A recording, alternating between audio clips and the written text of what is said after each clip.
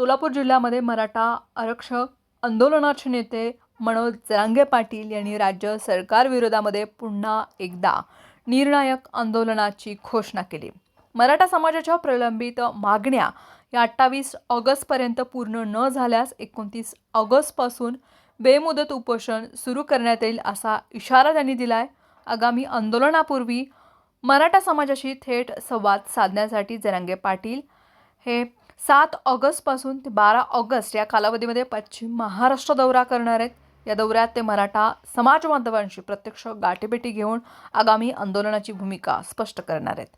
जरांगे पाटील यांनी सरकारला अंतिम मुदत देत शिंदे समितीनं शोधलेल्या 58 लाख मराठा कुणबी नोंदीच्या आधारे तातडीनं कुणबी प्रमाणपत्र हे वाटप करावं अशी मागणी त्यांनी केली। तसेच सगळे सोयरे अध्यादेशाची अंमलबजावणी करून मराठा समाजाला ओबीसी प्रवर्गामधून आरक्षण द्यावं, हैदराबाद आणि सातारा गॅझेटची अंमलबजावणी करावी, मराठा आंदोलकांवरील गुन्हे मागे घ्यावेत आणि मराठा समाजासाठी स्वतंत्र मंत्रालयाची स्थापना करावी अशा विविध मागण्यांसाठी त्यांनी पुनरुच्चार केलाय। जरांगे पाटील यांचा हा दौरा पुढीलप्रमाणे शुक्रवार दिनांक 7 ऑगस्ट रोजी आंतरवाली ते तुळजापूर येथे मुक्काम, तर शनिवारी 8 ऑगस्ट रोजी सोलापूर जिल्हा दौरा असणार आहे। सकाळी 10 वाजता वडाळा तालुका उत्तर सोलापूर, दुपारी 3 वाजता माड्यामध्ये, तर सायंकाळी 7 वाजता पंढरपूर येथे मुक्काम।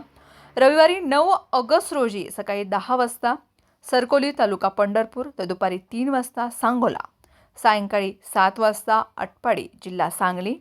तर सोमवार दिनांक 10 ऑगस्ट रोजी कवटे महांकाळ बोरगाव तालुका वाळवा कडेगाव।